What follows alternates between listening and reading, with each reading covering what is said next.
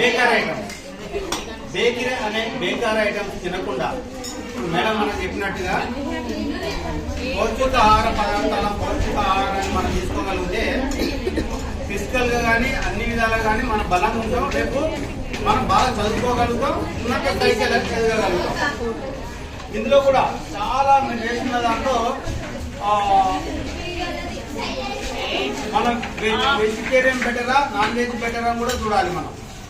కాబట్టి ఏది బెటర్ ఉంటాయి, పోషకాలు ఎందులో బాగుంటాయి, ఆకుకూరలో ఉంటాయా మాంసకృతుల్లో ఉంటాయా అని తెలుసుకోవాలి.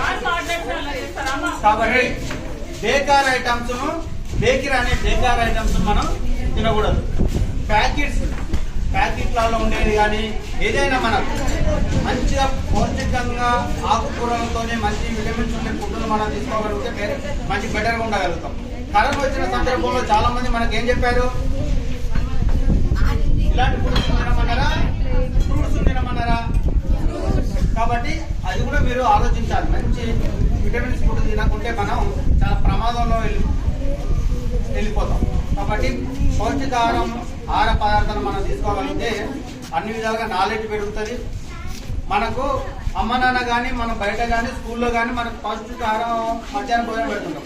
మన ప్లేట్లో ఉన్న అన్ని పదార్థాలు మనం తినాలి.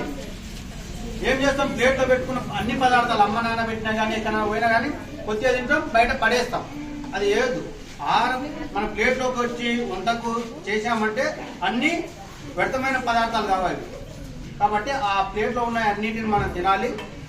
కాబట్టి ఆ బేకరీ ఐటమ్స్ బేకరీ ఐటమ్స్ మీరు తినకండి. ఇక్కడ నుండి ఈ రోజు నుండి మేడం మన టీచర్స్ చెప్పినందుకన్నా మీరు ఎట్టి పరిస్థితుల్లో ఆ బేకరీ కాడికి వెళ్ళకండి. కంపల్సరీ ఫ్రూట్స్ కాడికి, ఆకుకూరల కాడికి, మంచి పదార్థాల కాడికి మీరు వెళ్ళండి. అన్నిట్లో ఎందులో మాంసకృతులు ఎక్కువ ఉంటాయి, ఎందులో విటమిన్స్ ఎక్కువ ఉంటాయని కూడా చూడాలి.